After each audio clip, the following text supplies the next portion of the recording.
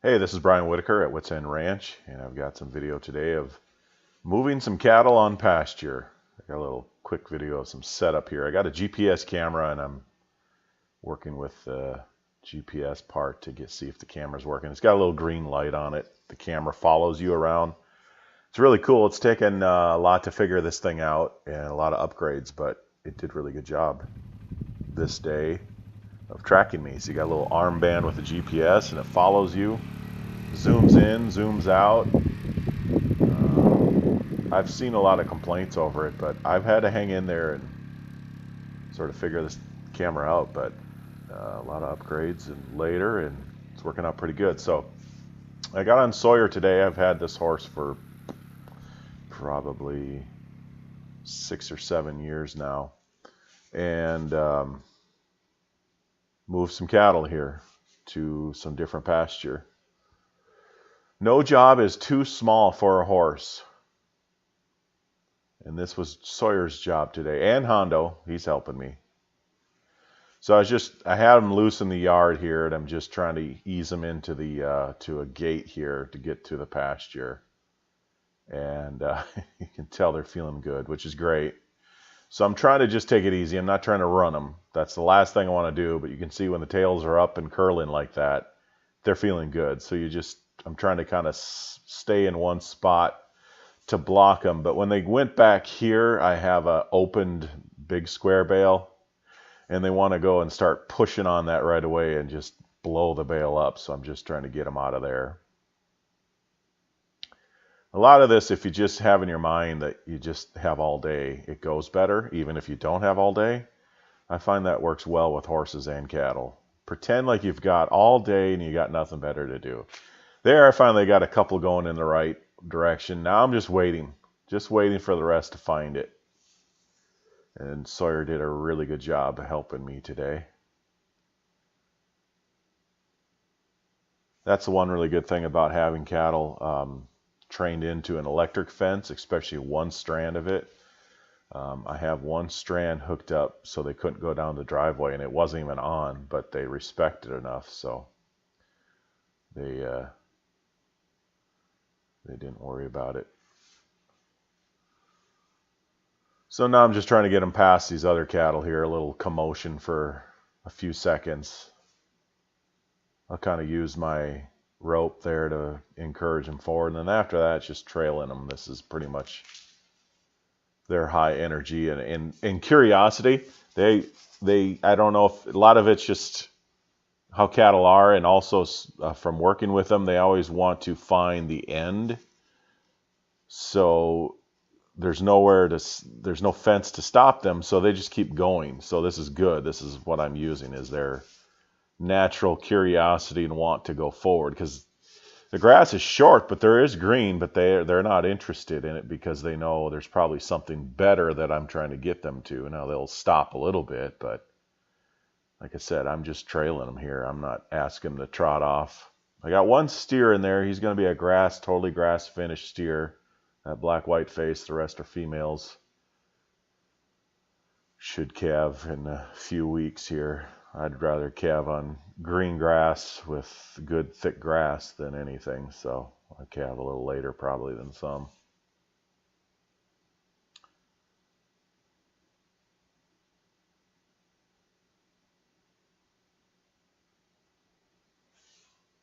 You can see I'm just kind of trailing them. I'm just following them. I'm not trying to push them.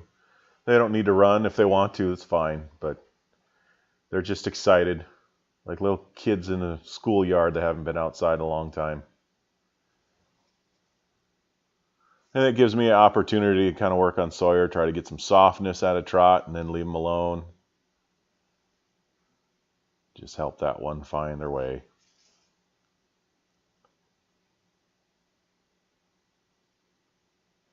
This one I wanted just her to catch up just a little bit to the rest so she didn't get lost. That's all I did there. And it's funny because they know exactly where that gate is open. They kind of took a diagonal line there and went right for it, which is good. I was hoping they'd do that instead of start scattering, then double back. And that's all I'm doing with this trailer here. I'm just trying to get her with the rest. I don't need the rest of the group to run, but I just don't want her to fall back and then start doubling back. That's what they'll do sometimes. They'll want to go back to where they came from if they get a little lost. So I'm just trying to, she's had a little bit of that wanderiness to her. So there she goes. So now I'll probably back off here. The cameras, I've noticed this camera, especially the depth on these cameras is really strange. Property right there in front of you. Looks like it's right there, but it's not. There's a few places that I didn't even recognize what they were when I was watching this. So sometimes it's hard to tell the depth on these.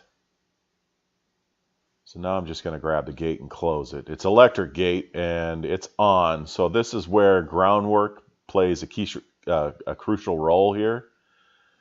And getting your horse not to be on top of you because it's not safe for either one, and having them follow you. I like the McCarty setup because I've got a lead rope right there with my reins so that I don't get Sawyer tangled up and me tangled up in that electric or whatever it is. Like it snapped there because it hit the ground, but otherwise he was moving away and he was doing real good of laterally moving away from me so he wouldn't get caught up, because that's like a 30-foot opening. So I've got, a bunch of slack on that's a poly rope there, but it's electrified.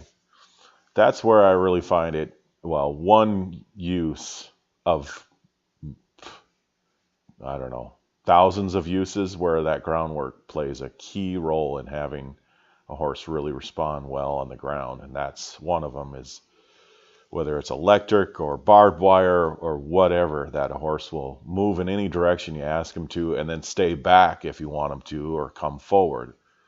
When I get horses in, a lot of times they have a habit of being too far on top of the human.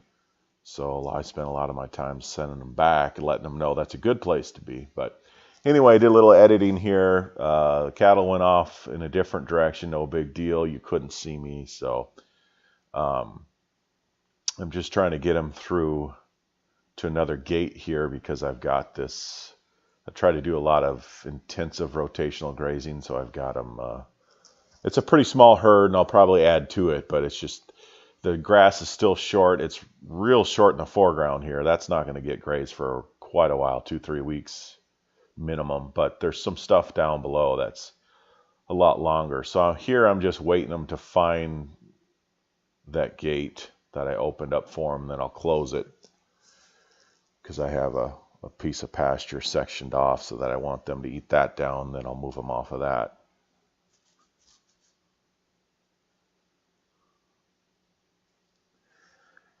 I'm always amazed at how quick really any aged horse will understand that there's a job being asked here. And there's a lot more fluidness when working with a horse when there's a job at hand. I mean, there's nothing wrong with loping circles in an arena, but any opportunity you get to go do a job, whether like when I first moved here, the job might have been just go down the half-mile long driveway and get the mail. And even that could have been scary, or was it scary at first, opening the mailbox, but they get over that. And like here, he knew I was going to get off. I stopped, get the fence all taken care of. Then he leads up well. They just start understanding that there's a reason for all these maneuvers that we're doing.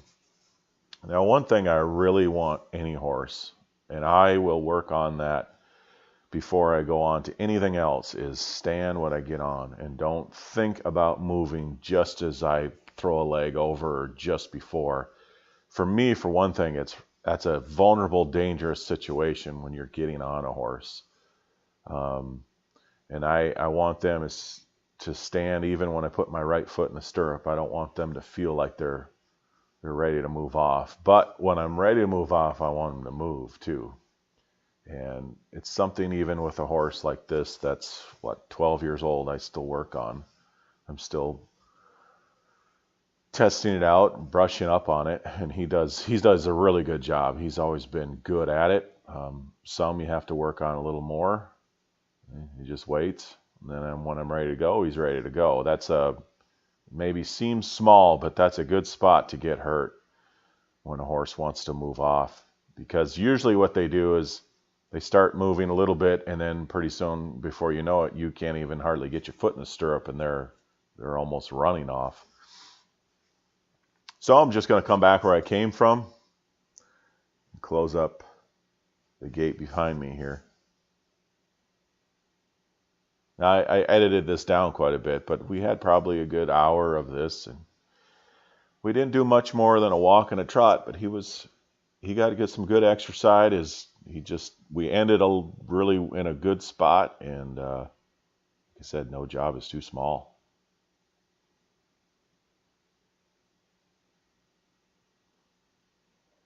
I'll just test him out. Felt like maybe he was going to push a little bit going home, so just wanted to make sure I could pick up and ask him to back up a few steps. That was real good, so we just carried on.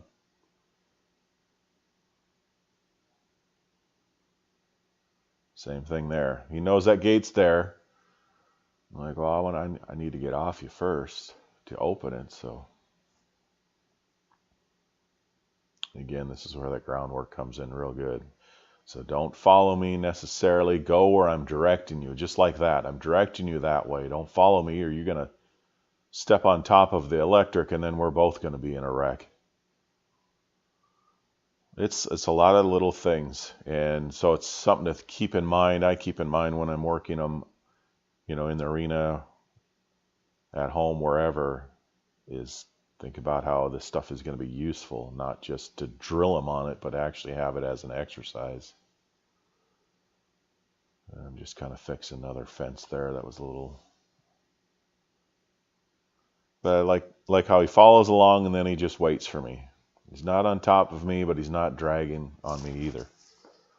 That can take a lot of work. It takes a lot of just realizing it, just being aware of what your horse is doing. Stood real good, just waited for me. And then for good measure, I just asked for a little softness and a little backwards, just for good measure. Like maybe when I get on you, we don't always go forward. So don't always think about going forward.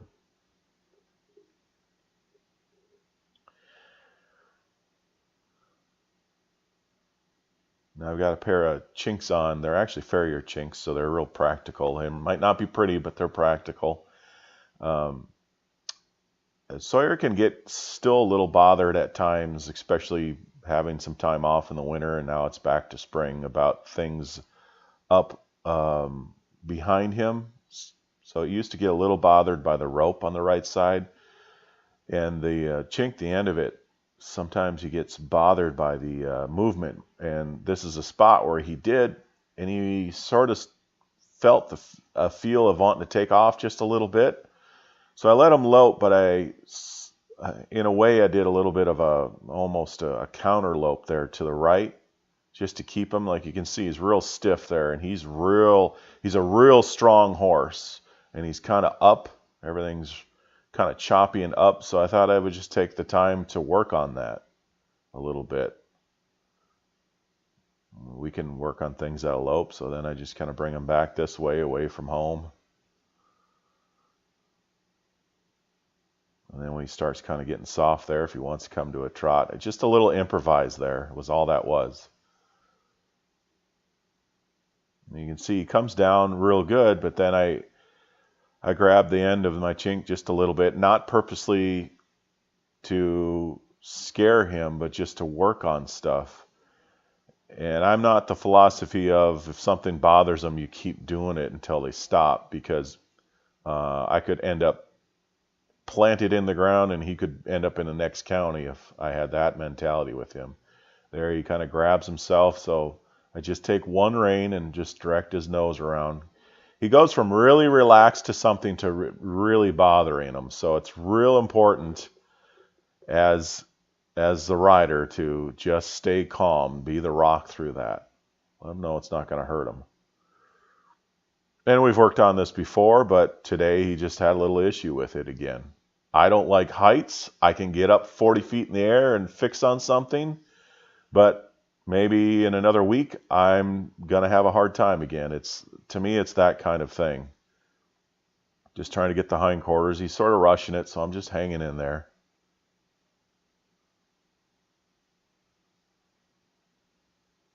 And I made sure where I asked to get the hindquarters, it wasn't slippery, it was good ground. You've got to be real aware of that. He's still not doing a great job, a little stiff. Now I'm asking him to get the front end to come around, but I'm just waiting on his foot. I'm not trying to push him through.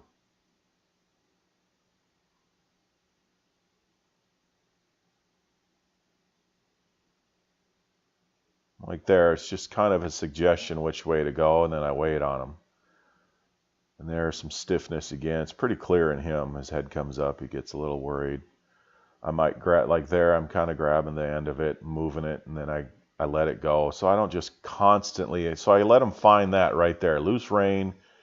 That's hard for a lot of people after, I mean, he gets really stiff and he's strong. And when he finally comes down, I just give him complete loose rein. Don't need to hang on him.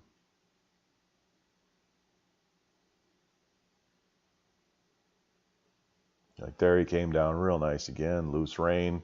Let him walk off a little bit. So I'm not going to go right to the thing that scares him, but we're going to brush up on it a little bit.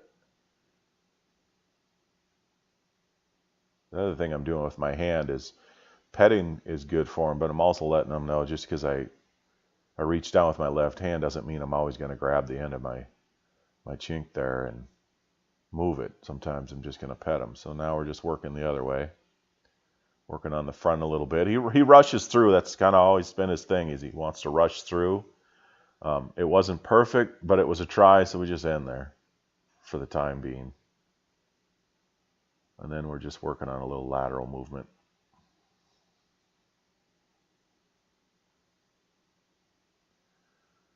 Sort of wanted to rush off and get a little bracy, so I just brought him around until he's soft. I'm not trying to bring him around that fast. He has a tendency to just rush it, so I try to really slow myself down, like right there. But even there, he kind of rushes it, so sometimes I just wait until he quits rushing it. And he gets stiff, he gets worried. He's been a little bit of that way. He's come a long way, but he can revert back to that. So anything I do to be kind of methodical and slow about things, the better. Like there, I'm just waiting on that left front to move. And then he kind of wanted to move forward, and I said, no, not forward, over to the left.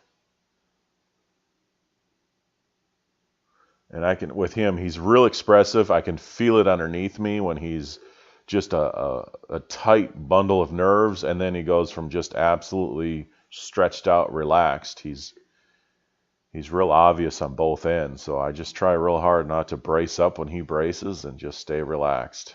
It's a difficult thing, especially on a strong horse. And there I'm just working his tail. He's a really strong horse, and so it's real important to stay relaxed.